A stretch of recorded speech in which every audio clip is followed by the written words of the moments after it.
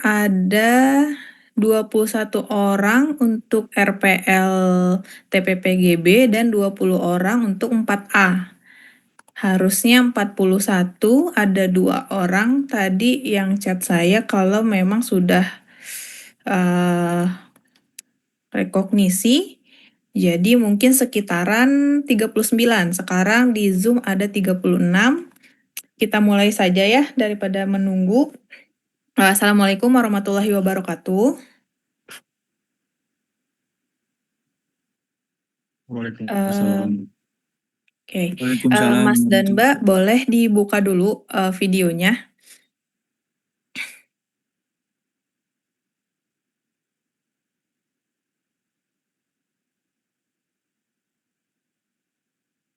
Untuk PJ mata kuliah A itu siapa?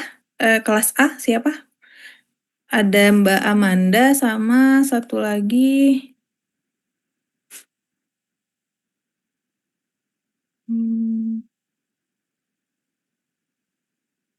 Satu lagi siapa ya? Theo, Bu. Oh, untuk kelas B saya, Bu. Mas Theo. Theo ya, Mas Theo. Ya. Oke, saya nanti minta tolong ya untuk setiap pertemuan, nanti di screenshot untuk awal saya absensi, nanti dibuatkan berita acaranya untuk setiap pertemuan ya, Mbak Amanda dan Mas Theo. Ibu, Baik, Bu. Iya? Saya izin off cam, Bu. Di sini mati lampu soalnya. Oh iya, silahkan. Oh, ada yang masih di lapangan. Oh, ini pada lagi kerja semua?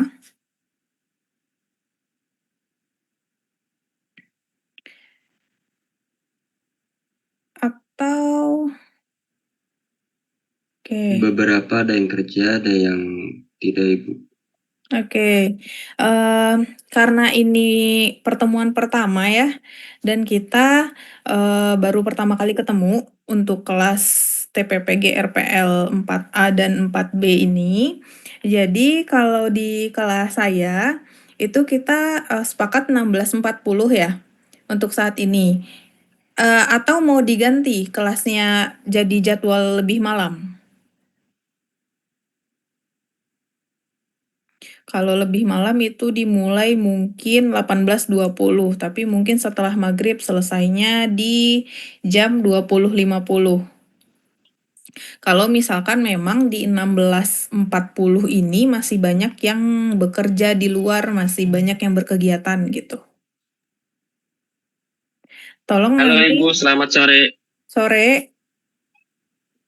Iya Bu, mungkin nanti sedikit masukan untuk setiap per kelas mungkin kami lakukan voting, nanti hasilnya kami infokan ke Ibu mungkin ya.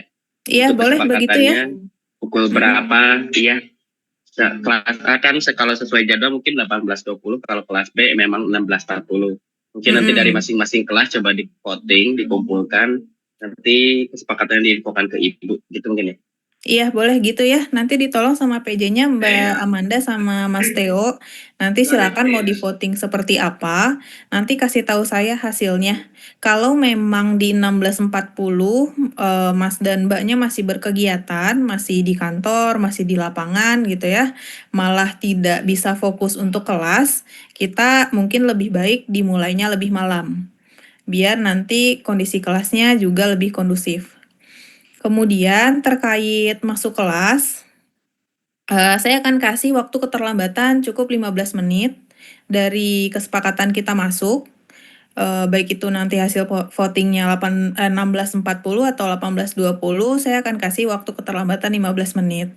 Setelah itu, kalau misalkan lebih dari 15 menit, mungkin di jam pertama tetap alfa gitu sebelum saya absen. Untuk di awal silahkan open dulu kameranya sampai nanti kita mulai materi. Silahkan di open dulu kameranya, nanti di screenshot oleh PJ, Mbak Amanda dan Mas Theo untuk dijadikan berita acara. Nanti ketika kita sudah materi silahkan matikan videonya untuk sinyalnya mungkin lebih baik gitu ya kalau misalkan si videonya dimatikan. Saya tidak masalah. Tapi di awal saya minta dulu untuk videonya dinyalakan. Oke, kita baru bertemu ya, belum pernah masuk kelas saya sebelumnya. Belum, Bu. Ada beberapa nama yang mungkin saya tahu ya, pernah masuk di kelas SMKK, tapi hanya 3 orang yang pernah masuk di kelas SMKK. Perkenalkan, saya namanya Rizka Indri Mutia. Untuk semester ini akan mengampu mata kuliah Ekonomi Teknik bersama dengan Bu Santi di kelas 4A dan 4B RPL TPPG. Untuk sebelum UTS, 7 pertemuan sebelum UTS dan UTS nanti itu akan diisi oleh saya, kemudian setelah UTS akan diisi oleh Bu Santi. Kira-kira seperti itu. Jadwalnya di hari Rabu mulai 16.40 sampai jam 18.20. Silakan nanti hasil votingnya kasih tahu saya apakah kita mundurkan menjadi mulai di 18.20. Sesuai kesepakatan saja. Ini berapa SKS? 2 SKS ya, kalau saya nggak salah. 2 SKS akan terdiri dari UTS dan UAS, sudah pasti. Kemudian nanti ada tugas besar, ada tugas, bukan tugas kecil, tugas biasa, kemudian ada kuis sewaktu-waktu. Nah, persentasenya nanti akan saya jelaskan untuk mata kuliah ini. Untuk perkenalan awal, ada yang mau ditanya dulu? Cukup? Cukup, Bu. Oke. Karena kita online ya, jadi mungkin rada susah untuk komunikasi dua arahnya. Kalau misalkan Mas Mbak nanti ada yang mau ditanya atau ada tanggapan, silakan open mic, silakan langsung bersuara saja. Nanti mudah-mudahan terdengar, nanti kita dengarkan kalau misalkan ada pertanyaan dan tanggapan. Oke, ini ada banyak yang tidak bisa open cam gara-gara masih di lapangan. Oke, nanti silahkan ditentukan saja waktunya. Saya absen dulu ya. Silahkan kalau misalkan namanya dipanggil, di raise hand atau bersuara. Hilma Hilwia Malda, Hadir Bu, izin saya pakai 2 server, ini terdengar nggak ya Bu suaranya? terdengar. Oh, ada 2, oke. Iya. Mbak Hilma Hilwia. Oke, lagi di kantor Mbak? Terlihatnya. Udah Bu, ini lagi di kampus. Oh, di kampus, oke. Oke. Afina Faza, Hadir, Bu. oke. Afina Alia Putri Utami, Hadir, Bu. Alifa Busainah Nur Salsabila. Hadir Bu. Lagi di lapangan, Mbak Alifa? Kebetulan lagi di luar Bu, maaf. Oke. Akila Rival? Akila Rival Nazifa Putrayuan. Ada orangnya? Akunnya sih ada Bu, tapi tidak respon ini. Yang B Tadi Akila bilangnya ini? lagi di lapangan, Bu. Katanya. Oh, oke. Oke, soalnya di sini hadir di akademiknya. Daniel Putra Siregar? Maaf Bu, Hadir, Bu. di Hadir. apa jelek. Oke. Daniel tadi ada Daniel? Hadir, Bu. Yang mana orangnya? Hadir, Bu. Hadir. Kok oh, ini Daniel Putra Siregar, oke. Sorry ya. Helga Hamida? Hadir, Bu. Oke. Latifa Rabbia? Hadir Bu. Maitri Widya Pangestika? Hadir Bu. Muhammad Daniel Herlambang? Hadir, Bu. Muhammad Hafiz Aminuddin? Hadir, Bu. Oke. Nazma Kamila? Hadir, Bu. Oke. Raden Ahmad Fauzan? Hadir, Bu. Oh, B itu maksudnya kelas B. Oke, Iya. oke, oke. Rio Putra Deniasyah. Rio Putra. Hadir, Bu. Oke. Salma Nurul. Hadir, Bu. Syafitri Anggraini. Syafitri Anggraini ada?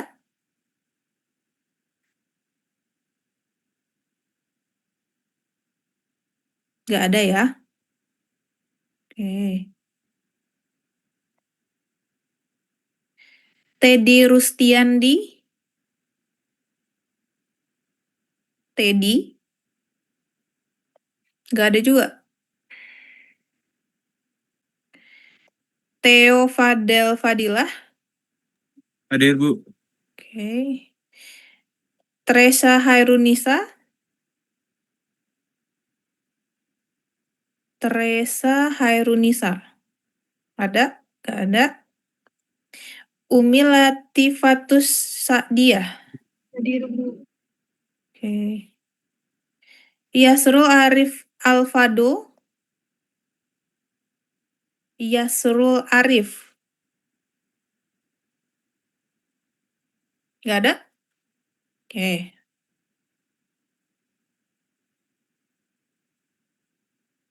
Kelas Alam Maulana. Ada Alam Maulana. Banyak yang nggak hadir ya.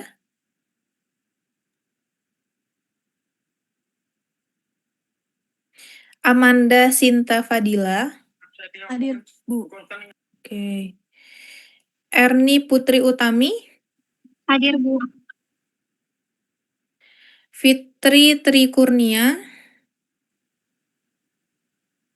Fitri Trikurnia nggak ada. Ibu maaf, tadi saya dipanggil. Iya, Alam Maulana. Iya maaf, Mas Ibu Alam. hadir siap. Lagi di kantor Mas Alam. Iya Ibu masih efektif jam kerja belum pulang. Maaf Ibu. Oke. Fitri Trikurnia ada? Nggak ada. Gilang Ananda. Hadir, Bu.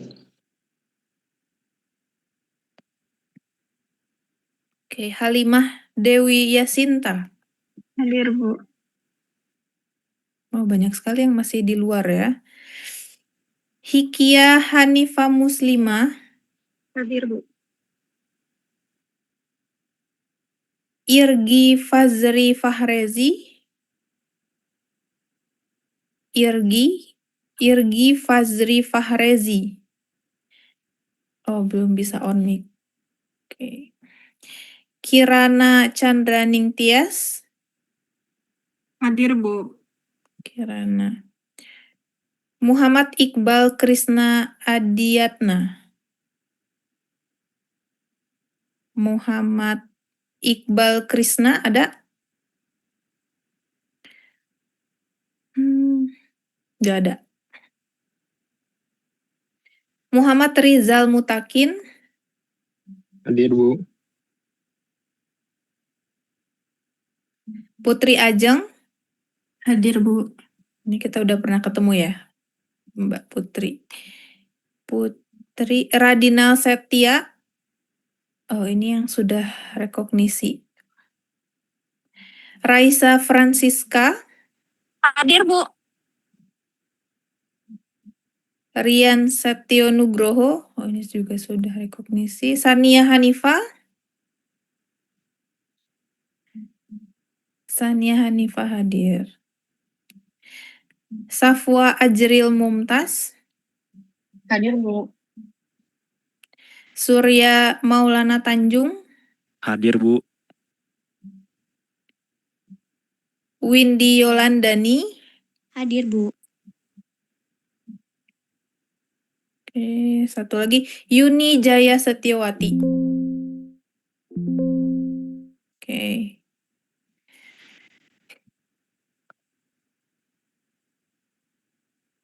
Ini alumni Polban semua. Ada yang bukan alumni Polban?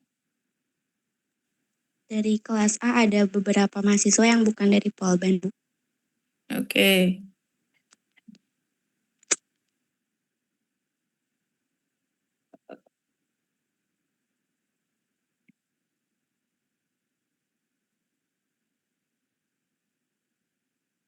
Sepertinya kita pindahkan ke malam aja ya. Melihat banyak sekali yang berkegiatan sambil kelas. Nanti kita pindahkan jadwalnya ke 19.10 sampai 21.40. Atau di sekitaran Ibu, maaf. 18. Ya, Fitri Trikurnia hadir, Bu. Fitri Trikurnia kelas A atau B? Kelas A, Bu. Kelas A. Oke.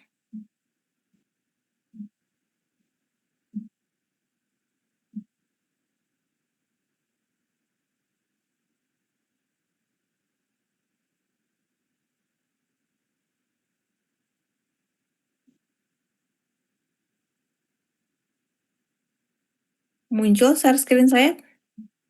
Terlihat? Terlihat, Bu. Oke.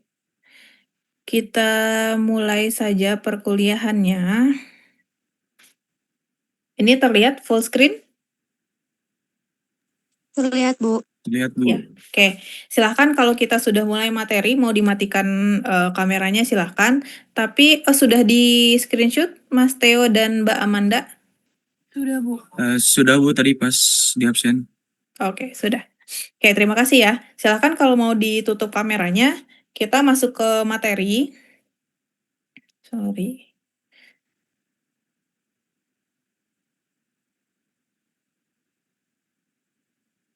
Saya juga tutup kamera.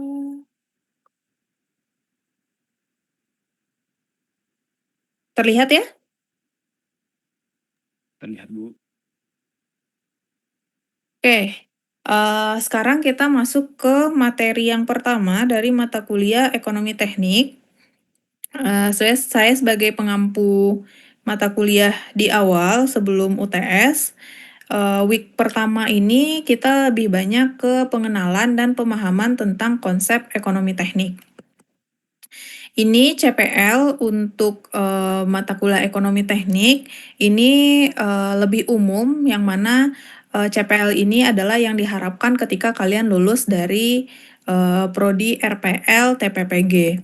Kemudian ini lebih detailnya terhadap ekonomi teknik. Jika kalian ingin lulus dari mata kuliah ekonomi teknik ini, kalian harus mencapai 3 poin CPMK ini, yaitu mampu menjelaskan konsep dasar ekonomi teknik, nilai mata uang, serta komponen biaya sebagai dasar identifikasi permasalahan ekonomi proyek, mampu menganalisis data ekonomi menggunakan metode perhitungan ekonomi teknik. Nanti parameter-parameter ini akan kita pelajari. Kemudian yang terakhir mampu mengevaluasi dan membandingkan alternatif investasi proyek untuk memberikan dasar pertimbangan dalam mengambil keputusan. Jadi 3 aspek ini harus dikuasai dan harus bisa untuk bisa lulus dari mata kuliah ekonomi teknik.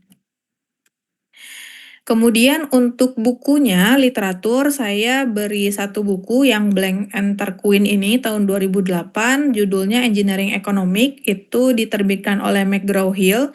Ini kalau kalian, Mas dan Mbak, ingin membaca terlebih dahulu terkait materinya. Itu silakan dicari di Google, nama bukunya Engineering Economics. Ini merupakan bobot penilaian yang sebelumnya sempat saya jelaskan. Akan terdiri dari beberapa aspek, yaitu tugas biasa, itu bentuknya problem based atau case method, itu persentasenya 10%, bisa saja diberikan sebelum UTS maupun setelah UTS. Kemudian ada project based ini adalah bentuk dari tugas besar, diberikan setelah UTS dengan bobotnya cukup besar yaitu 40%. Kemudian ada kuis, yang waktunya tidak ditentukan, bisa kapan saja, persentasenya 5%, kemudian UTS dan UAS dengan persentase masing-masing 25% dan 20%. Jadi kalau misalkan mau mengatur strategi, silakan atur berdasarkan bobot penilaian ini. Seharusnya harus memberikan nilai yang cukup baik di tugas besar ya, karena tugas besar ini persentasenya paling besar dari semuanya, itu ada 40%, hampir setengahnya. Oke, kita masuk ke materi ekonomi teknik. Kira-kira ketika Mas dan Mbak itu dihadapkan untuk mendapatkan mata kuliah ekonomi teknik, apa yang terbayang dan apa yang rasa-rasanya akan dipelajari di dalam mata kuliah ekonomi teknik ini? Saya nggak bisa buka 2 layar ya, karena ini full screen, jadi saya nggak bisa buka Zoom-nya. Jadi kalau misalkan mau berpendapat atau mau yang ditanya, silakan open mic aja. Ada yang mau berpendapat? Halo Bu, izin Ya. memberikan bayangan mungkin ya, nggak tahu benar atau salah. Ya, silakan Masnya, namanya siapa? Saya Alam Bu, Oke, dari kelas A. silakan Mas Alam. Mungkin dari secara garis besar untuk mata kuliah ekonomi teknik ini, maaf koreksi jika keliru, mungkin akan mengulas di cakupannya perihal bagaimana cara memanage project, tapi khusus untuk dari segi budgeting. Itu mungkin bayangan saya yang pertama. Dan yang kedua mungkin akan lebih banyak menyinggung harga-harga atau biaya yang menjadi biaya operasional sebuah pekerjaan konstruksi. Mungkin baru 2 bayangan itu saja, Bu. Oke. Mungkin nggak tahu benar atau salah. Terima Oke. kasih banyak. Terima kasih ya Mas Alam ya, terima kasih pendapatnya. Tadi kata Mas Alam mungkin membahas terkait dengan yang pertama tadi apa ya? Pokoknya Apa? ya, yang pertama tadi apa Mas? Sorry saya lupa. Costing atau apa? Biaya-biaya pelaksanaan pekerjaan konstruksi intinya. Oke. Jadi mungkin lebih banyak membahasnya terkait biaya-biaya dari pelaksanaan sebuah proyek konstruksi. Oke, kita terima dulu pendapat dari Mas Alam. Terima kasih. Ada yang mau berpendapat lain nggak? Ketika mendengar kata-kata ekonomi kan biasanya ilmu sosial, kemudian bergabung dengan teknik yang ilmu eksak. Kira-kira apa sih yang dipelajari di ekonomi teknik ini? Saya mau berpendapat juga, Bu. Silakan. Iqbal kelas A. Iya, silakan Mas. Jadi mungkin kalau ekonomi teknik, kalau menurut hemat saya, membahas mengenai feasibility study, menghitung kelayakan suatu pembangunan, dan juga menghitung break even point dari suatu proyek. Begitu, Bu. Oke. Terima kasih Mas.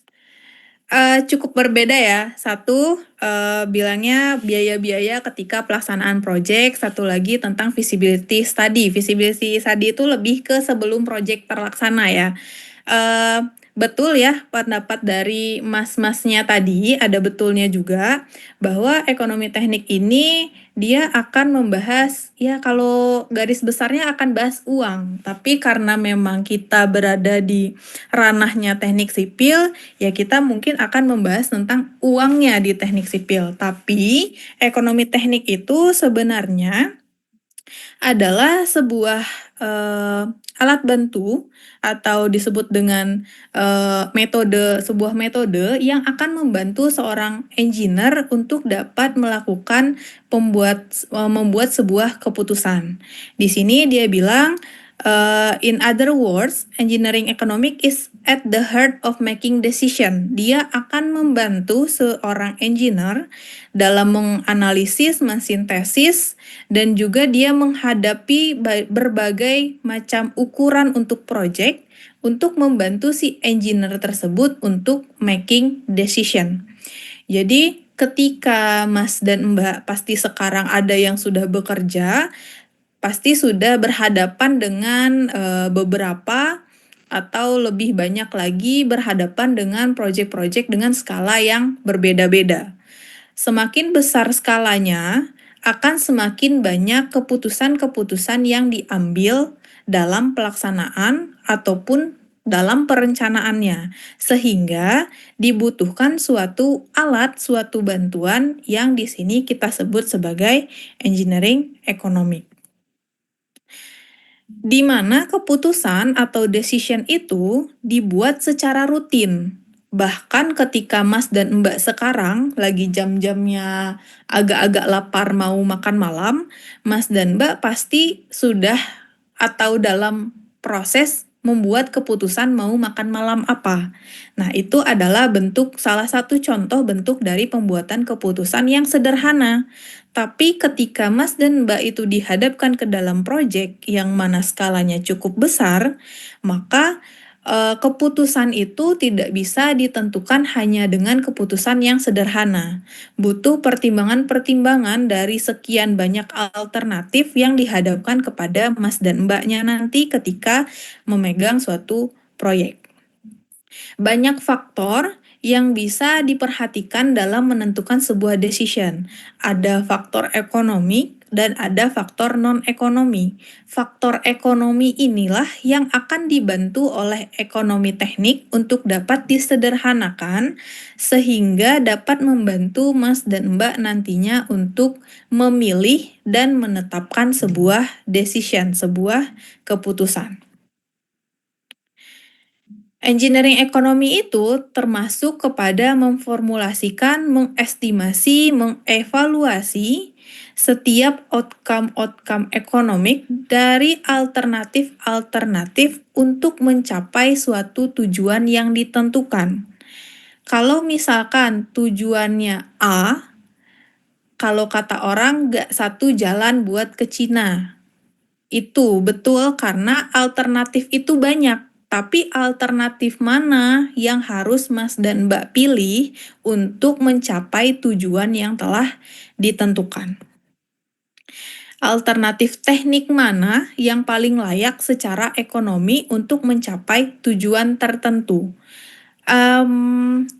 Mas dan Mbak yang sudah pernah di proyek, mungkin yang sekarang lagi di lapangan, lagi sambil dengar, pernah nggak dihadapkan pada satu kondisi yang menghadapkan Mas dan Mbak ke berbagai alternatif, lebih dari satu, dan Mas dan Mbak itu harus memilih suatu alternatif sebagai keputusannya. Kira-kira ada yang menghadapi kondisi itu nggak sekarang?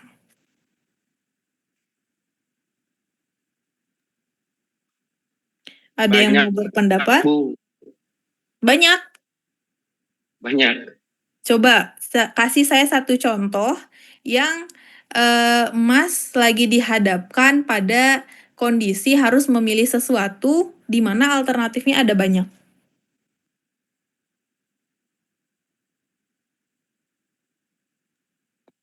Coba yang tadi bilang banyak Ya, siapa? Bu. Saya. Mas Tapi Alam mungkin lagi? ini tidak ada kaitannya dengan ekonomi, boleh Kak Bu? Intinya Boleh, kan silahkan. konsennya adalah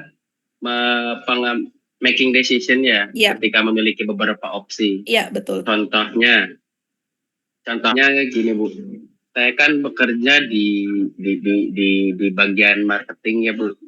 Di Oke. bagian marketing ini itu ketika menawarkan sebuah item pekerjaan, tentunya kita juga harus memutuskan harga yang ditawarkan ini di harga berapa. Nah, kemudian harga referensinya itu kan kami memiliki beberapa referensi dari subkon atau vendor yang bervarian. Nah, di sini tuh ada opsi, ada pertimbangan. Misal kita ambil sempitnya saja, bagaimana cara mengambil keputusan harga mana yang digunakan, apakah harga yang lebih tinggi dari vendor A atau harga yang lebih rendah dari vendor B yang akan menjadi referensi penawaran. Jika memang menggunakan harga yang rendah dari vendor B, itu mungkin secara kredibilitas kontraktor di mata owner atau klien akan bagus karena memiliki harga yang rendah. Tapi jika menggunakan harga A yang dinilai terbilang tinggi, itu memang dari secara kredibilitas temporari kan jelek atau istilahnya harganya tinggi, tapi secara long term atau jangka panjang itu akan membuat aman untuk harga jangka waktu 1 atau 2 tahun ke depannya tanpa harus adjustment ulang. Nah, itu mungkin kondisi-kondisi yang membutuhkan taking decision atau decision maker. Seperti itu mungkin ya. Kira-kira kalau keputusan Masnya salah, resikonya apa? Besar nggak resikonya kira-kira? Resiko dua-duanya ada, tapi tentunya dua-duanya juga ada conclusion, ada kesimpulan dan ada solusi, Bu. Oke, Dan oke. alhamdulillah dua-duanya istilahnya sudah ada bayangan solusinya seperti apa. Jadi Oke, bisa oke. disebut tidak terlalu besar. Oke, ternyata dalam kehidupan sehari-hari yang bekerja tadi Mas Alam ya, sorry kalau saya salah nama ya, soalnya saya nggak buka Zoom-nya, Betul, Bu Alam. bahwa kalau misalkan Mas Alam ini ada di kondisi dia harus memilih alternatif subkon A atau subkon B, yang mana dua-duanya tetap memiliki resiko.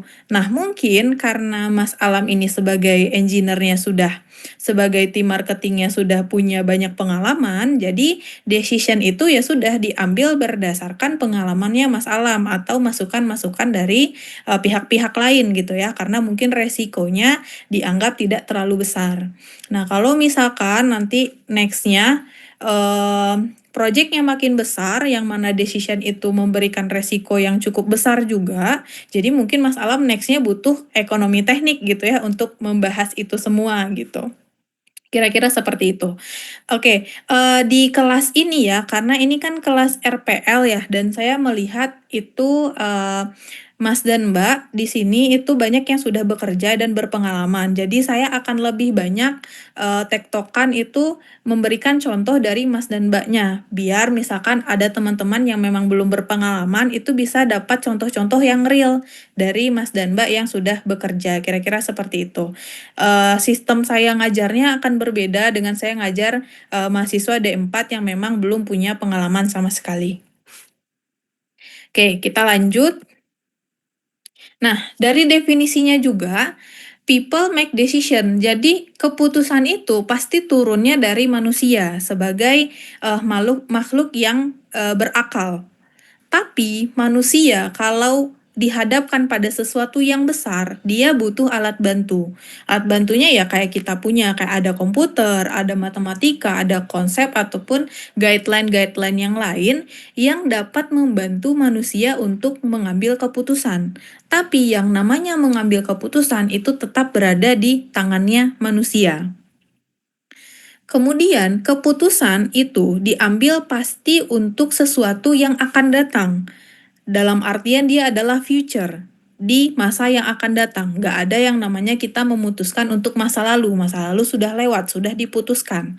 Sehingga untuk memutuskan sesuatu yang ada di depan kita, yang ada di future, kita butuh yang namanya elemen-elemen tertentu untuk dapat membantu sehingga apa yang kita putuskan itu merupakan estimasi yang terbaik. Elemen-elemen pembantunya itu adalah cash flow, waktu terjadinya arus kas atau time of occurrence of cash flow, tingkat bunga, dan ukuran nilai kelayakan ekonomi. Nah, itu yang akan kita bahas nanti di sepanjang mata kuliah ekonomi teknik ini. Kita akan bahas arus kas, waktu terjadinya arus kas, tingkat bunga, dan ukuran nilai kelayakan ekonomi. Karena estimasi jumlah dan waktu arus kas itu dibuat untuk masa depan yang tadi kita bilang dalam masa future, maka hasil aktual di lapangan hampir pasti berbeda dengan perkiraan awal. Mau kita mengestimasi sebaik apapun, yang namanya estimasi itu pasti tidak pernah 100% tepat. Yang bisa kita lakukan adalah untuk mendekati si 100%-nya. Caranya gimana? Itu caranya dengan menaikkan atau menurunkan analisis sensitivitasnya. Misalkan, kalau saya berencana untuk makan malam nanti dengan nasi goreng misalkan. Saya membuat keputusan saya mau makan nanti malam itu makan nasi goreng.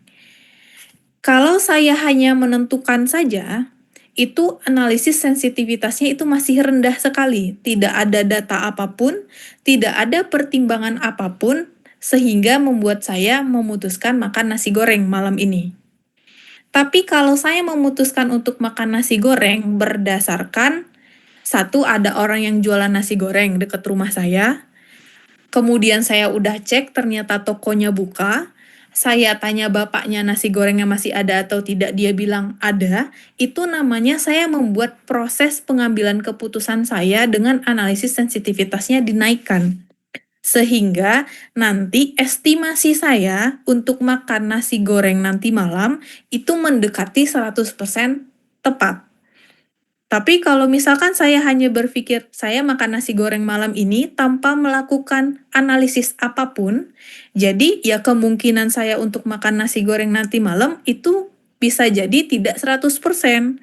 Bisa jadi tempatnya tutup, bisa jadi tempatnya buka tapi nggak ada nasi goreng, atau bisa jadi memang si tempatnya itu berpindah misalkan. Jadi yang namanya analisis itu tidak 100% tepat, tapi Mas dan Mbak dalam melakukan analisis itu bisa menaikkan atau menurunkan sensitivitasnya sehingga estimasi itu bisa mendekati 100%.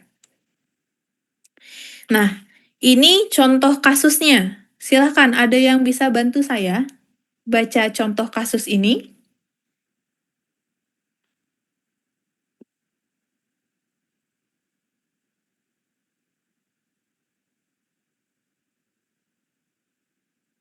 Coba saya tunjuk aja. Mas M. Hafiz ada?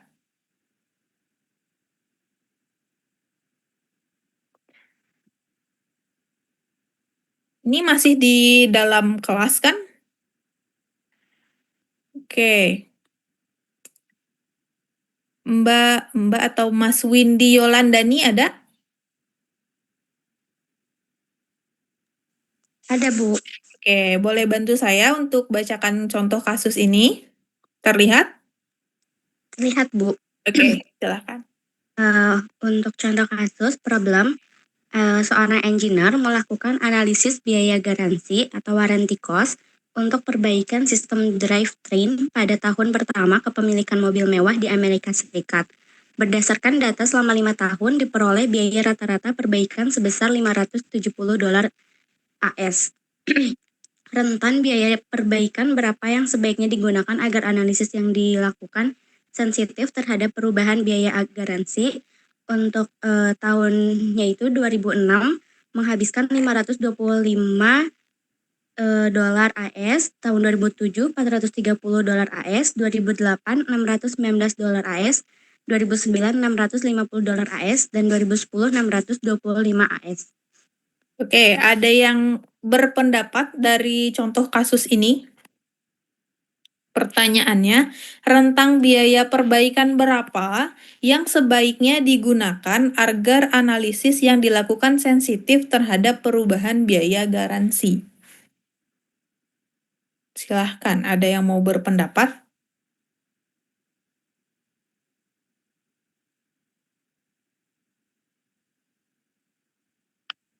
Apa mau saya tunjuk lagi? Masa Mas Alam lagi yang berpendapat? Sudah berapa kali Mas Alam? Mas atau Tunjuk Mbak aja, Bu. Helga, mau? Mas Alam mau? Enggak, yang lain dulu, Bu. Oh, Berikan boleh. kesempatan. Mas atau Mbak Helga ada?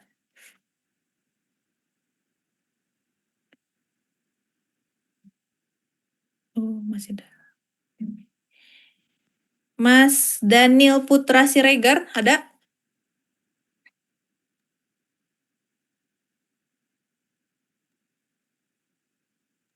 Ada, Halo Bu. Mas Daniel? Iya, Bu. Oke, silakan berpendapat Mas Daniel. Ini soalnya.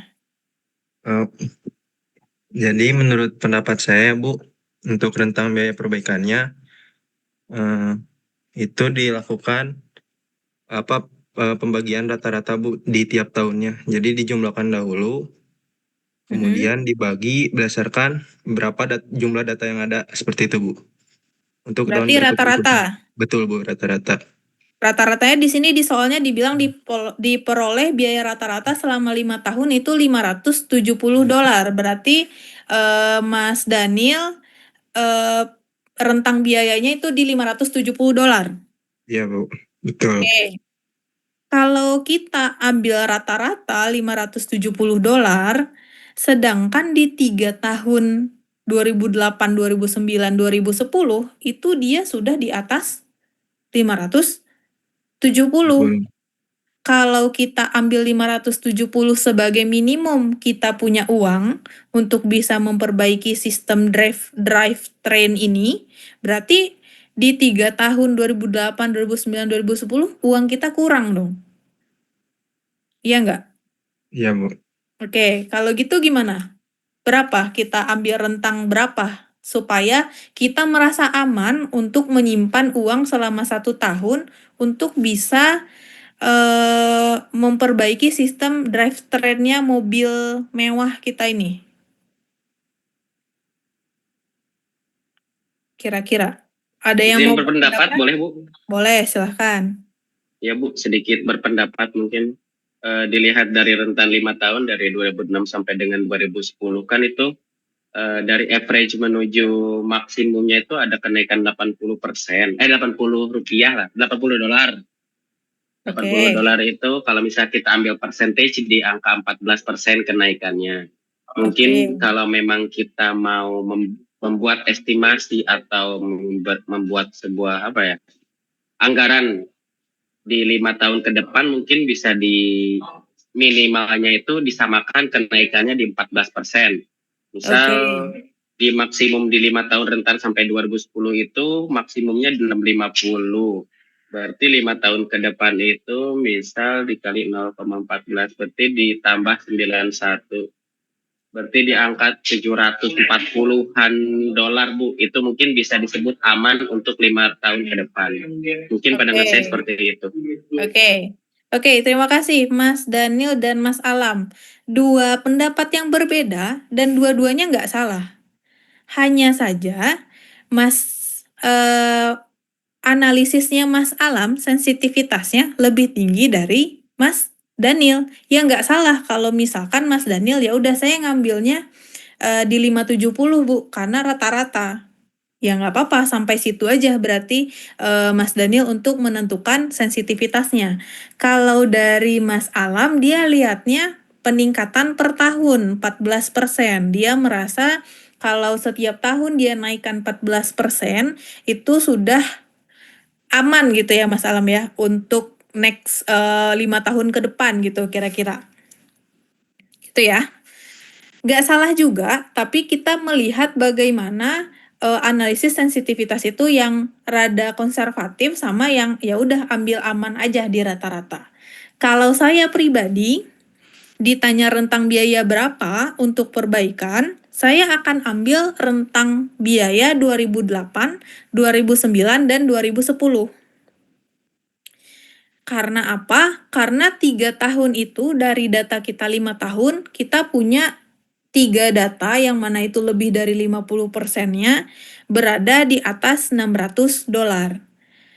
Kemudian, saya juga melihat ada tren dia itu turun di 525 sampai 430 ya, berarti ya mungkin aja dari 625 dia bisa turun, tapi mungkin turunnya nggak sampai ke 400. Nah, itu adalah bagaimana cara kita melihat suatu kasus, kemudian menentukan analisis sensitivitas seperti apa yang kita mau. Nggak ada yang salah dari menentukan sebuah analisis sensitivitas. Oke. Kita lanjut. Oke. Kriteria yang digunakan untuk memilih suatu alternatif dalam ekonomi teknik itu berdasarkan sekumpulan estimasi tertentu yang disebut dengan measure of worth. Ada beberapa penilaian utama yang mana akan kita pelajari di sepanjang mata kuliah ini. Ada present worth, rate of return, future worth, dan lain-lain. Kalau misalkan Mas dan Mbak ada yang main saham, kayaknya agak familiar dengan istilah-istilah ini, karena dia banyak menggunakan istilah-istilah ekonomi. Nanti keberjalanannya kita mempelajari ekonomi teknik, kita akan bahas satu persatu. Kita masuk ke dalam konsep time value of money. Ada yang bilang money makes money. Ada yang mau berpendapat dengan money makes money ini? percaya atau tidak, setuju dengan tidak dengan bukan kalimat, satu pepatah gitu ya, money makes money. Ada yang mau berpendapat?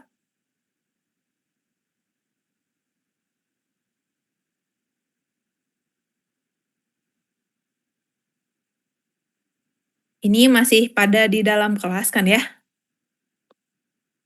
Masih Bu. Masih, oke. Masih Mas Alam, yang Mas dan Mbak lainnya masih? Masih, Masih, Bu. Bu. Oke, silakan, ada yang mau berpendapat?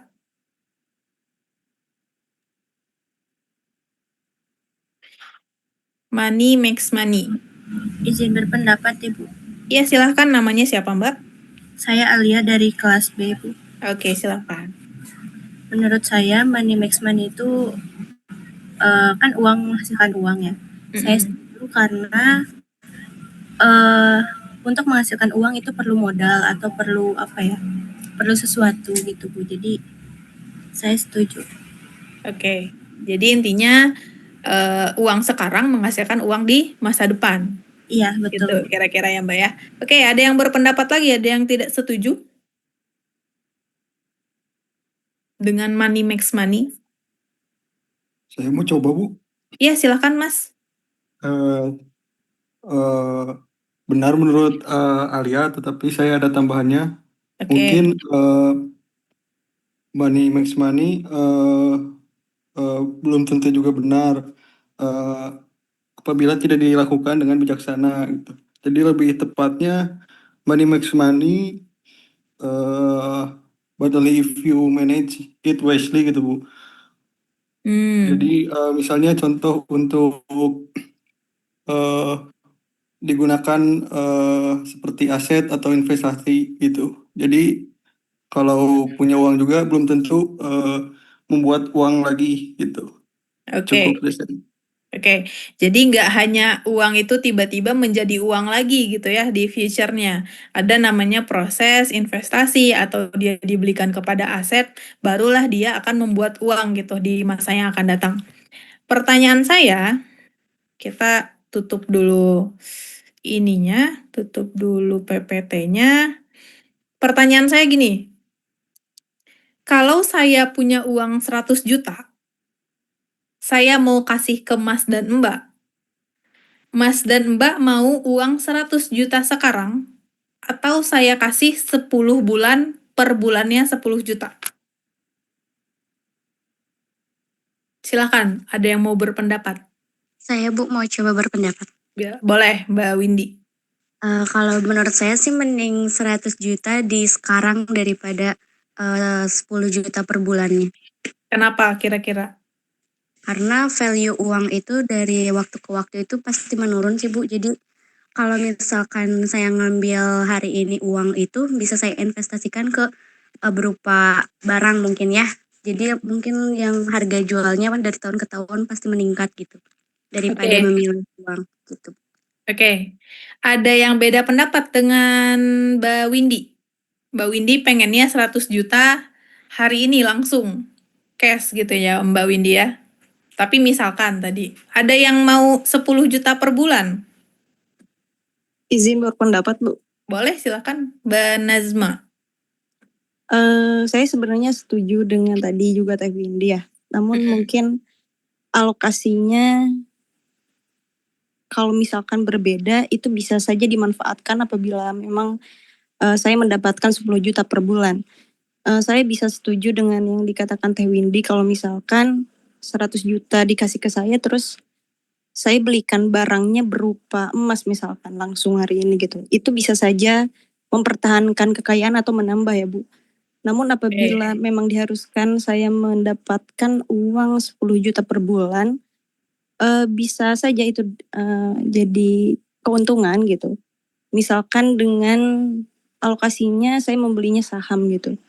Jadi karena kan saham naik turun gitu Bu.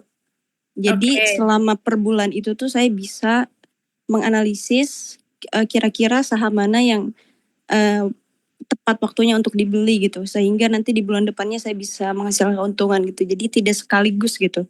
Seperti itu mungkin Bu, cukup. Oke, Berarti POV-nya lebih ke barang apa yang bisa dibeli dengan harga 100 juta sekarang dibandingkan dengan 10 juta per bulan gitu ya Mbak Nasma ya? Iya betul Bu, jadi Oke. tergantung alokasinya. Ya, terima kasih pendapat yang bagus ya. Ada yang lain pendapatnya? Atau ada yang punya ide lain selain diinvestasikan untuk logam mulia? Apakah dalam 10 bulan harga logam mulia sudah pasti akan naik? Belum tentu Bu. Belum tentu ya. Dalam 10 bulan itu apakah si logam mulia kita sebutlah emas, apakah dalam 10 bulan dia akan naik harganya? Belum tentu. Tapi dengan konsep money makes money bukan harusnya akan lebih beruntung ketika kita mengambil uang 100 juta itu di sekarang. Karena kalau saya beri Mas dan Mbaknya uang itu per bulan 10 juta, 10 juta mungkin di bulan ke-7 atau bulan ke-8, itu sudah bukan 10 juta di bulan pertama ini. Itu yang disebut perubahan nilai mata uang. Yang tadi ada karena inflasi, karena naik atau turunnya suku bunga, artinya adalah 10 juta sekarang tidak akan sama dengan 10 juta di 10 bulan berikutnya. Silahkan Mas dan Mbak punya rencana apapun kalau misalkan memang mau 100 jutanya di awal, tapi kalau dari konsep money makes money akan lebih baik dia diambil di 10 juta 100 juta di awal. Saya kira seperti itu. Dalam konsep time value of money menjelaskan perubahan jumlah uang seiring dengan waktu, baik dana yang dimiliki atau diinvestasikan ataupun dana yang dipinjam. Jika kita memutuskan untuk menginvestasikan uang atau modal pada satu proyek hari ini, maka secara alami kita akan mengharapkan jumlah uang di masa depan lebih besar dari yang kita investasikan. Itu secara alami. Kalau kita punya uang nih sekarang, kita kasihkan untuk melakukan suatu proyek. Kita kasihkan untuk menginvestasikan pada saham, pada logam mulia atau apapun, secara alami kita akan mengharapkan uang itu ketika di masa depan dia akan lebih besar daripada yang kita investasikan saat ini. Sebaliknya, jika kita meminjam uang hari ini, maka konsekuensinya adalah kita harus mengembalikan pinjaman ditambah dengan sejumlah tambahan uang yang dalam kehidupan sehari-hari kita sebut dengan bunga. Jadi beda POV itu secara alami memang harus seperti itu dari konsep time value of money. Kalau kita investasi, kita pengen investasinya naik di masa depan. Kalau kita meminjam uang, mau tidak mau, rela atau tidak rela, ada sejumlah uang tambahan yang harus ditambahkan untuk membayar si pinjaman awal itu. Nah, di dalam engineering ekonomi, itu ada beberapa step yang dapat kita lakukan untuk dapat menyelesaikan suatu permasalahan dari alternatif-alternatif untuk membuat sebuah decision. Yang pertama, kita harus mengidentifikasi dulu dan memahami masalahnya apa. Apa masalahnya, kemudian objektifnya apa, tujuannya apa.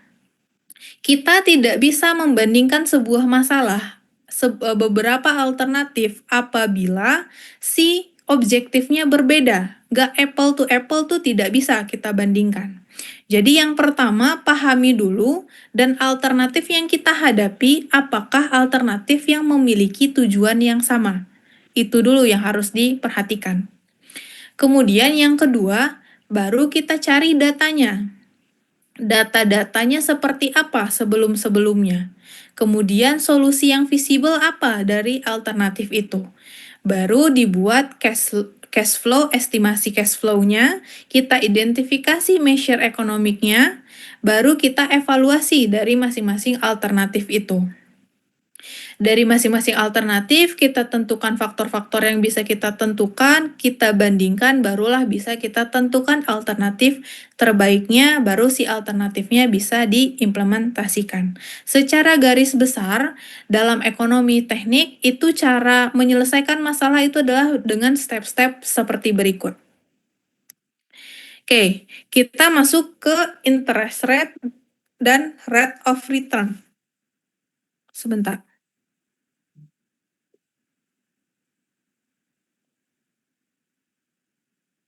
Interest atau dalam kehidupan sehari-hari kita biasa dengar dengan kata bunga merupakan perwujudan dari nilai waktu terhadap uang. Nilai uang terhadap waktu, nilai waktunya uang. Secara perhitungan, bunga adalah selisih antara jumlah uang pada akhir dan jumlah uang pada awal. Jika selisihnya itu 0, maka interestnya tidak ada, bunganya tidak ada. Nah, bunga itu atau interest itu bisa dilihat dari dua POV. Ada disebut dengan bunga yang dibayar atau interest paid, dan ada yang disebut dengan bunga yang diperoleh itu interest earned. Itu berdasarkan POV mana yang kita lihat. Bunga dibayar atau interest paid adalah ketika seseorang atau organisasi meminjam uang dan mengembalikan uang tersebut dalam jumlah yang lebih besar. Jadi ada interest, ada bunga yang harus dibayarkan. Sebaliknya, bunga itu diperoleh ketika seseorang atau organisasi menabung, berinvestasi, atau meminjamkan uang sehingga menerima kembali uang dalam jumlah yang lebih besar. Nah, itu beda POV. Kalau kita lihat dari si gambar ini, kursor saya terlihat bergerak. Terlihat, Mas dan Mbak? Ada Bu, terlihat Bu. Itu yang A ini, itu dari POV-nya orang yang meminjam. Ketika dia meminjam ke bank sejumlah uang, makanya dia dapat pinjaman yang biasa disebut dengan loan, dia harus mengembalikan ke bank sebanyak yang dia pinjam ditambah dengan interestnya, ditambah dengan bunganya. Interest di sini disebut dengan interest paid kalau kita sebagai peminjam.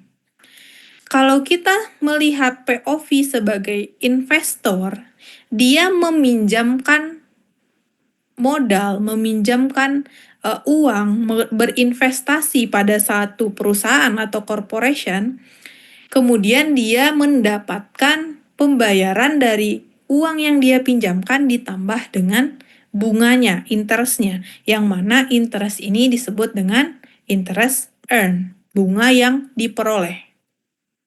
Jadi bunga itu dilihat dari dua POV.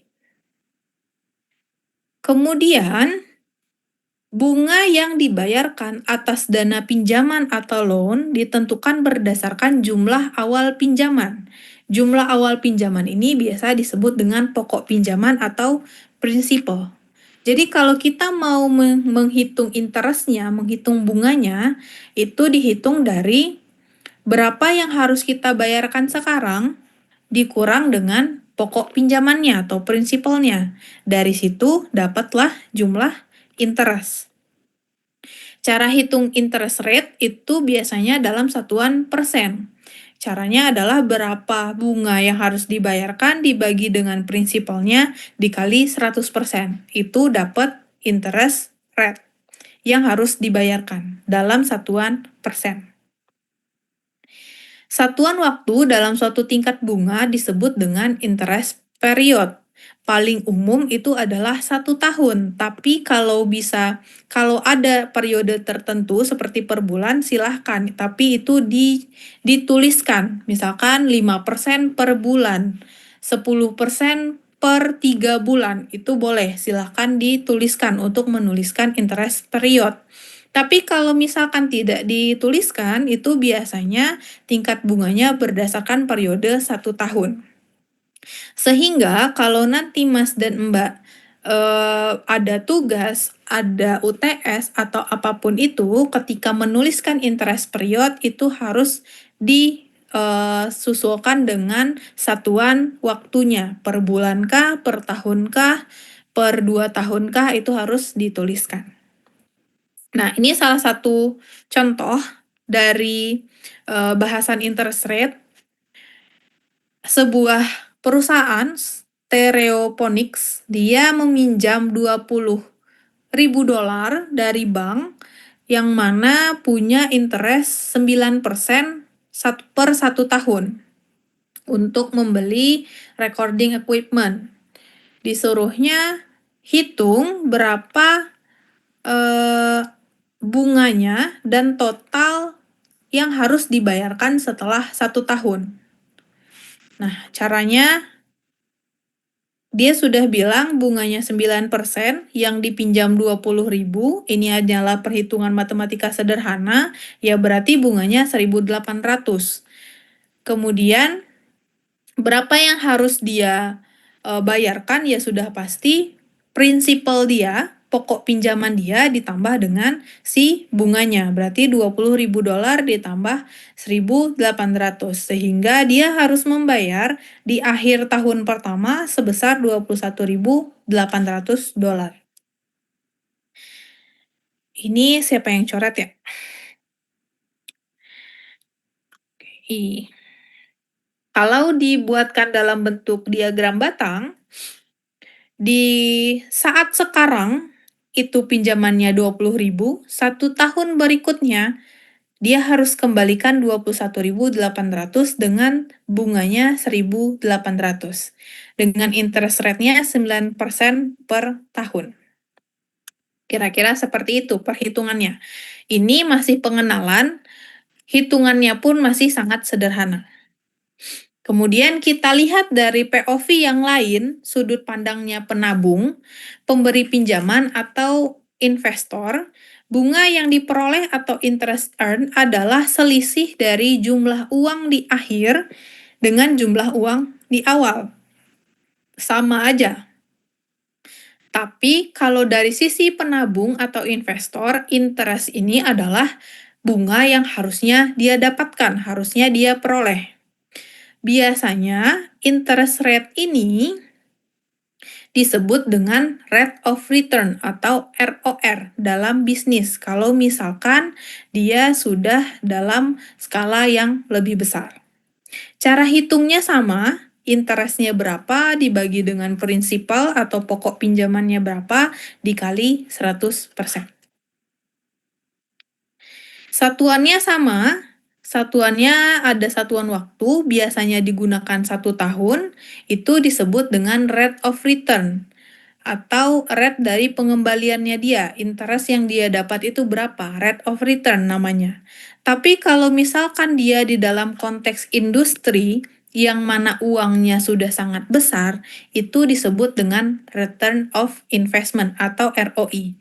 Istilah-istilah ini biasanya banyak digunakan untuk yang sudah pernah investasi lewat saham. ROR, ROI itu ada di laporan-laporan perusahaan. Jadi kalau sudah di perusahaan, dia akan sebut sebagai ROI. Sedangkan kalau masih satuannya kecil, itu bisa pakai ROR. Artinya sama, hanya skala penggunaannya saja. Ini adalah contoh soalnya. Ada yang bisa bantu saya hitung? Calculate the amount deposit 1 year ago to have $100 now and interest rate of 5% per year. Berapa yang harus saya deposit 1 tahun yang lalu agar di tahun ini saya dapat senilai $1.000 dengan suku bunga 5% per tahun. Ada yang bisa bantu saya hitung?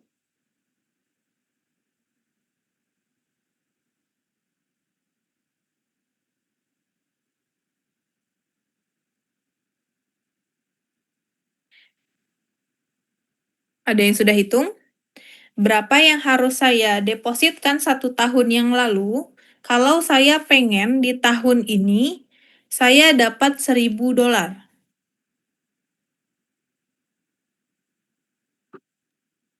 Bu, mau tanya, $1.000 itu murni interest atau bunganya saja atau sudah termasuk dengan depositnya? Termasuk dengan depositnya. Bunganya Oke, kan sebentar. 5% per tahun. Bunganya Iya, 5% oke. per tahun. $953. Siapa itu tadi? Mbak siapa tadi yang jawab 953? Mbak Yuni.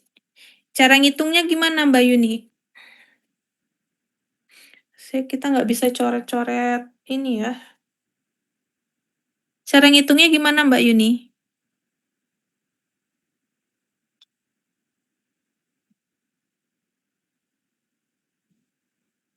Seribu 1000 dibagi 1,05 mungkin. Iya, persamaan ini tuh dapat dari mana?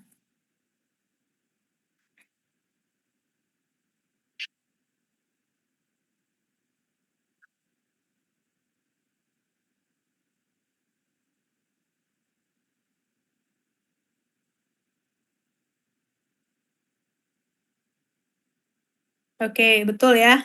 Intinya adalah di 1 tahun ini saya dapat 1000. 1000 ini terbentuk dari prinsipalnya prinsipal saya nabung ditambah dengan bunga 5%. Makanya dapatnya 1,05. Jadi dapatnya 900 berapa tadi Mbak? 953 ya? 952 atau 953. Nah, ini sebenarnya persamaan matematika sederhana. Jadi berapa yang harus kita dapat itu sama dengan modal awal si depositnya ditambah deposit dikali interest rate-nya. Ya udah tinggal dicari aja si depositnya itu, misalkan ini dia simbolkannya X. Jadi kira-kira nilai X atau deposit awal itu sekitar $952,38. Kira-kira seperti itu. Kemudian yang B, hitung berapa interest yang didapatkan selama periode itu. Periodenya 1 tahun, berarti interest earn yang dia dapat adalah nilai akhirnya dia dikurang dengan prinsipalnya, deposit awalnya. Jadi selama 1 tahun, dia mendapat interest sebesar $47,62. Kira-kira seperti itu. Ini perhitungan sangat sederhana, yang penting Mas dan Mbak bisa memahami konsep dari interest rate dan rate of return ataupun rate of investment, ROR ataupun ROI. Oke. Bunga atau interest itu ada 2 jenis, berdasarkan bagaimana dia dihitung.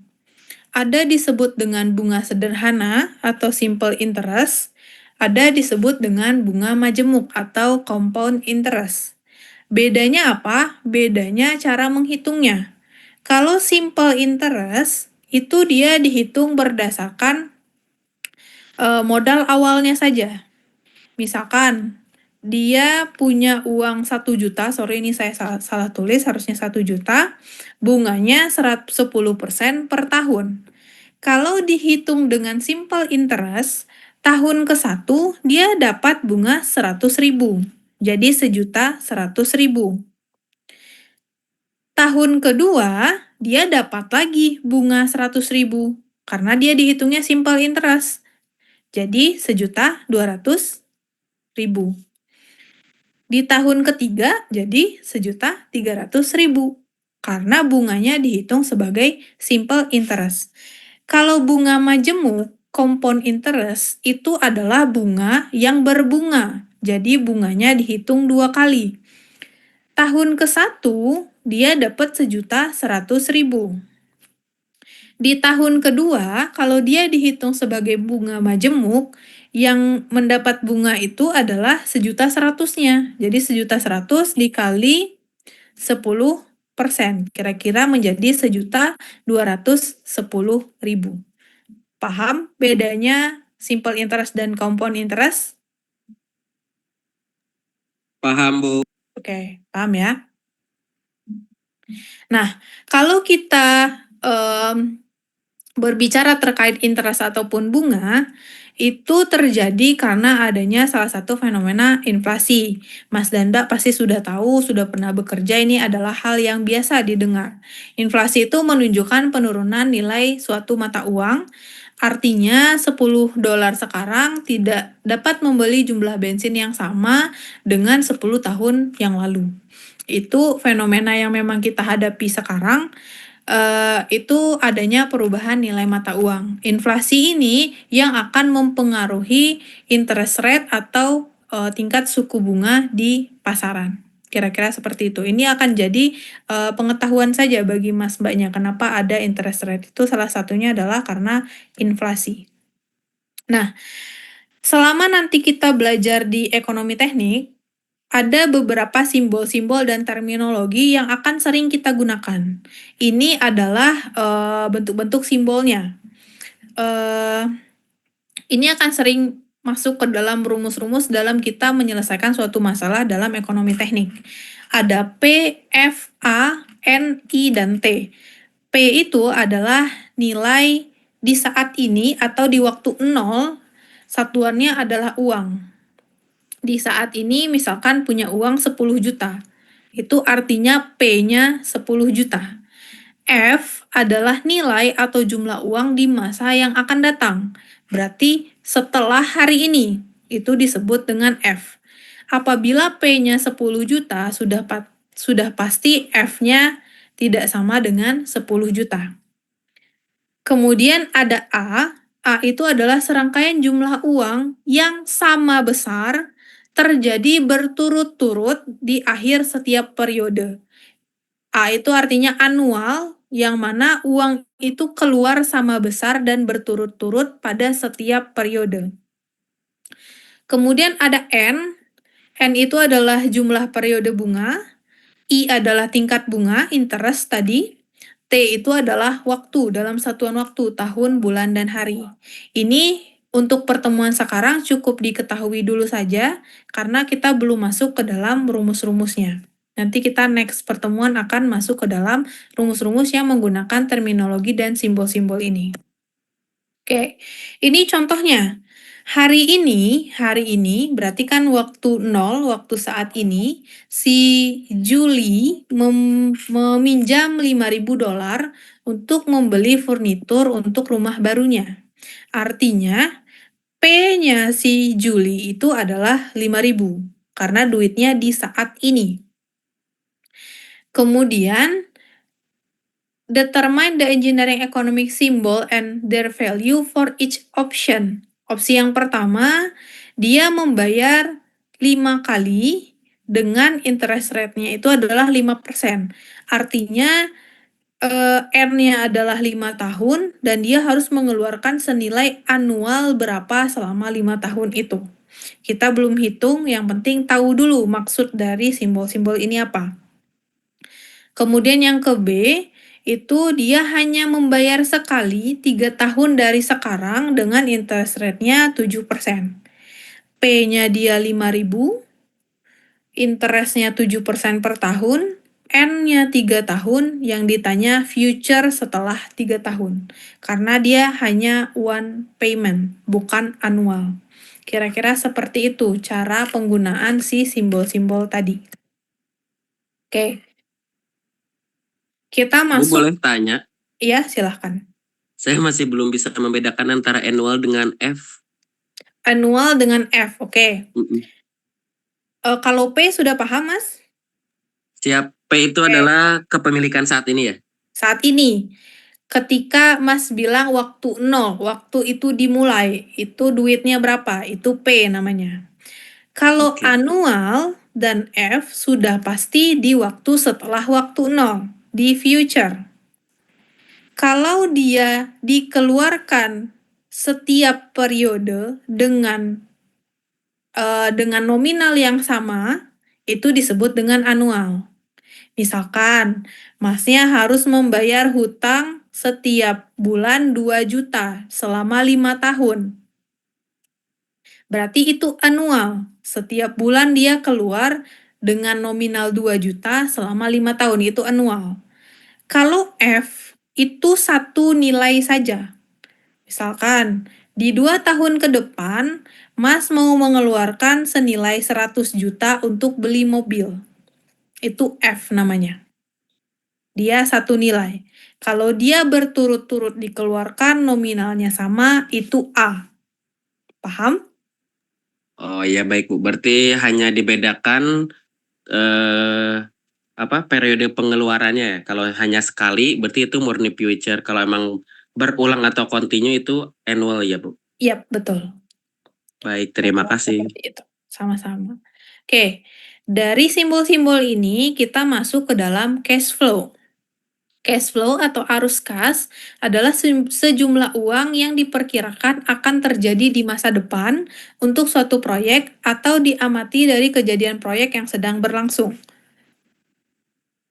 Arus kas terjadi dalam periode waktu tertentu setiap 1 bulan, 6 bulan, ataupun 1 tahun. Periode tahunan atau annual adalah yang paling umum digunakan. Cash flow ini dia adalah suatu berbentuk grafik yang akan memperlihatkan, menggambarkan aliran uang selama periode tertentu. Apa yang harus ada dalam cash flow? Itu harus ada 3. Ada timing, ada magnitude, ada direction-nya. Kapan dia masuk dan keluar, berapa besar yang masuk dan keluar itu, kemudian arahnya kemana. Itu berupa sebuah penerimaan atau pengeluaran. Mirip dengan gaya kan dia punya besaran dan punya arah. Kalau di dalam cash flow selain punya besaran dan punya arah, dia punya waktu. Kapan dia keluarnya si uang itu. Ada yang namanya arus kas masuk atau cash inflow, itu berupa penerimaan, pendapatan, penghasilan, dan penghematan yang dihasilkan oleh suatu proyek atau kegiatan bisnis, digambarkan dengan tanda positif. Kebalikannya, cash outflow adalah biaya, pengeluaran, beban, dan pajak yang ditimbulkan oleh proyek atau kegiatan bisnis dan dia digambarkan dengan tanda negatif. Dari penggambaran cash flow di suatu periode tertentu, kita bisa menghitung net cash flow atau arus kas bersihnya. Caranya ya, pendapatannya dikurangi dengan pengeluarannya. Kira-kira seperti itu. Nah, ini contohnya, contoh cash flow yang saya gambarkan di sebelah kiri ini. Cash flow itu ada sumbu positif dan sumbu negatif. Yang digambarkan di sumbu positif itu adalah pemasukan atau cash inflow. Yang digambarkan di dalam sumbu negatif itu adalah cash outflow. Jadi kalau panahnya ke atas itu berarti uang yang masuk. Kalau panahnya ke bawah berarti uangnya keluar. Kemudian satuan dalam sumbu ini adalah sumbu periode waktu. Itu dimulai dari 0 sampai dengan periode tertentu. Kalau di gambar ini saya gambarkan selama 5 tahun. Kemudian di dalam cash flow harus dicantumkan interest rate-nya berapa. I-nya sama dengan berapa persen per periode apa. Kalau ini per tahun, ini 4% per tahun. Jadi kalau menggambarkan cash flow, itu semua yang ada di sini harus digambarkan. Sumbu positif, negatif, sumbu periode waktu, panah ke atas, panah ke bawah, kemudian interest-nya dicantumkan. Ini contohnya. Oh, sebelum ke contoh, ada satu hal yang Mas dan Mbak harus perhatikan ketika harus menggambarkan cash flow. Mas dan Mbak menggambarkan cash flow siapa? POV siapa? Karena satu cash flow itu hanya dapat menggambarkan satu perspektif saja. Nggak bisa dalam satu cash flow kita gambarkan 2 perspektif ataupun lebih. Jadi one and only one of the perspective is selected to develop the diagram. Jadi hanya satu. Karena apa tadi di awal kan sudah dibilang, dari ada dua sisi kita bisa melihat interest. Bisa kita melihatnya interest itu adalah sebuah pengeluaran, bisa jadi kalau di perspektif lain orang yang minjamkan berarti interest itu adalah suatu pemasukan. Jadi kalau digambarkan di dalam cash flow yang sama, ada yang naik, ada yang turun. Jadi nggak bisa kita gabungkan perspektif yang berbeda di dalam satu cash flow. Ini contohnya. Contohnya Mas dan Mbak di sini meminjam uang ke bank seharga 8.500 dolar di waktu ke-0, waktu saat ini Mas dan Mbak minjem. Berarti apa? Kalau Mas dan Mbak minjem, dari sisi Mas dan Mbak 8.500 itu inflow apa outflow? Outflow, Bu. Outflow? Kita Minjem sebagai nih. peminjam ya? Kita sebagai peminjam, minjam Oh ya. 8.500 itu Oh itu inflow. inflow, pemasukan. Inflow kan ya, karena kita dapat uang. Oke. Kita punya inflow 8.500. Si tandanya positif karena dia pemasukan. Mas dan Mbak pakai uang itu untuk beli mobil senilai 8.000 dolar. Itu inflow apa outflow? Outflow, pengeluaran. Pengeluaran karena kita keluarkan uangnya tadi. Kemudian itu di tahun pertama. Di tahun kedua, Mas dan Mbak bayarkan lagi uangnya senilai 500 untuk paint, untuk ngecat ulang, untuk mendekor si mobil barunya 500. Itu bentuknya apa? Outflow. Outflow lagi kita Mas dan Mbak keluarkan lagi di tahun kedua. Nah, kalau digambarkan seperti ini kira-kira gambarnya. Jadi di tahun ke-0 ada panah ke atas, yang ini, panah ke atas, inflow sebesar 8.500. Kemudian di tahun ke-1 dikeluarkan 8.000, di tahun kedua dikeluarkan 500. Apa yang kurang dari diagram ini?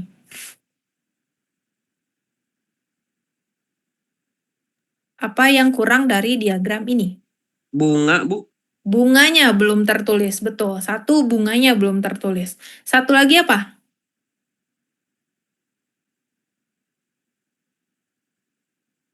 Ada yang bisa bantu tambahkan data lagi kalau kondisinya udahlah minjem, di tahun pertama dibelikan mobil, tahun kedua dipakai lagi untuk modif. Harusnya pinjaman ini harus diapakan? Dikembalikan harusnya. Jadi kalau kita meminjam 8.500, itu harusnya dikembalikan dengan skema tertentu. Bisa jadi skemanya anual yang kayak tadi, bisa jadi skemanya hanya dibayar satu kali di periode tertentu. Kalau misalkan dibayarkan anual 8.500 ini setiap tahunnya, berarti di bawah sini, oke, kalau kita bayar pinjaman, itu pengeluaran atau pemasukan? Pengeluaran, Bu. Pengeluaran lagi kan? Pengeluaran, Bu. Outflow. Berarti kalau kita harus nyicil setiap tahunnya secara anual 8.500 ini, berarti ada pengeluaran lagi di tahun ke-1 dan kedua. Jadi di sini ada panah lagi di sini. Kelihatan nggak ini saya? Aduh. Sorry. Kelihatan nggak kursor saya? Jadi ini kan pengeluarannya cuma satu nih di tahun ke-1, 8.000 beli mobil, 500 untuk modif. Ternyata 8.500 ini harus dikembalikan di tahun ke-1 dan kedua secara anual. Anggaplah tidak ada bunga, berarti satu tahunnya berapa? Kalau tidak ada bunga. 4.250 dolar bukan? Nah, jadi kan harus mengeluarkan 4.250 di setiap tahunnya. Berarti di sini nanti ada panah lagi ke bawah. Gitu. Ini panah lagi ke bawah sebesar 4.250. Kira-kira seperti itu cara menggambarkannya. Nah, kalau misalkan kita dari sisinya banker, dari sisi orang bank, Berarti ketika kita ngasih pinjaman itu inflow atau outflow? Itu outflow, Bu. Outflow, karena kita ngasih duit kita keluar. Berarti panahnya kalau kita pakai perspektifnya bank, ini ke bawah. 8.500-nya ke bawah. Nanti anual dibayar oleh si peminjam, jadi naik di sini. Kebalikannya. Kira-kira seperti itu. Paham nggak cara penggambaran cash flow dulu? Insya Allah, Bu. Insya Allah. Paham. Oke. Jika Allah meridhoi. Bismillah, semoga diridhoi ya. Oke, sampai sini ada pertanyaan?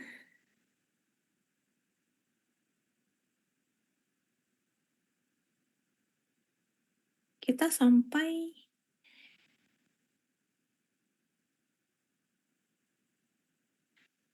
apa bisa dimengerti? Bisa, Bu. Bisa. Bisa, Bu. Bisa, Bu. Sampai jam 19.10. Oke. Oke, sebenarnya untuk week yang pertama, minggu pertama, materi kita sampai sini, sampai cash flow ini. Jadi sebenarnya materi kita sudah habis untuk pertemuan pertama. Sejauh ini ada yang mau ditanyakan? Atau sudah paham? Sudah, Bu. Oke, Sampai dengan saat ini paham, Bu. Penjelasan sampai saat ini Ibu ya. cukup rinci ya. Oke, pelan-pelan. Mudah-mudahan nanti berikutnya paham lagi. Kalau tidak ada pertanyaan, berarti pertemuan kita hari ini sampai sini saja dulu. Nanti kita lanjutkan di minggu depan. Kayaknya kalau saya lihat mungkin dimundur jadi malam ya, kayaknya. Dengan melihat kesibukan Mas dan Mbak masih di lapangan dan lain-lain, semoga di minggu depan Mas dan Mbak bisa fokus di kelas gitu. Jangan lagi ada kegiatan lain, kelas juga, kegiatan lain juga. Mudah-mudahan di minggu depan dapat jalan tengahnya setelah di voting. Kira-kira seperti itu. Mbak Amanda dan Mas Theo tahu cara bikin berita acara? Iya, Bu. Iya, Bu. Udah, Bu. Udah Sudah ada pernah? formatnya. Oke, nanti saya tunggu ya sebelum abis ini udah dikerjakan berita acaranya? Sudah, Bu. Belum, Bu. Oke, nanti kirimkan ke saya ya maksimum jam 7. Minta tolong. Iya, Bu. Baik, Bu. Sama mau nanya, Bu. Ya, Terkait ini di minggu depan kan mulainya jadi jam 7.10 ya. ya kalau Nah, kalian bersepakat ya untuk jadi 7.10. ya untuk di bulan puasa nanti itu gimana ya, Bu? Bakal di jam berapa? Oke, biasanya kalau di bulan puasa itu akan ada penyesuaian jam pelajaran ya. Kita tunggu saja pengumumannya dari jurusan. Nanti kita akan sesuaikan lagi. Nggak mungkin kita ada jam di waktu-waktu berbuka, di waktu-waktu genting gitu ya. Nanti kita coba cari waktu. Kita tunggu dari jurusan seperti apa, atau kita nanti sesuaikan saja. Gitu. Baik, Bu. Terima kasih. Oke. Ada pertanyaan lagi? Oh, sama untuk bahan materi hari ini apakah akan dikirimkan di grup, Bu? Nanti saya kirimkan ya materinya. Materinya nanti saya akan kirimkan. Nah, satu lagi, tadi kan pas saya absen, itu ada beberapa yang antara mungkin memang tidak bergabung, atau memang nggak terdengar, atau lagi ada kegiatan di luar. Mohon kalau memang tidak bisa datang, silahkan hubungi saya, misalkan ada surat sakit atau ada kegiatan apapun, silahkan hubungin, nanti akan kalian upload di akademiknya.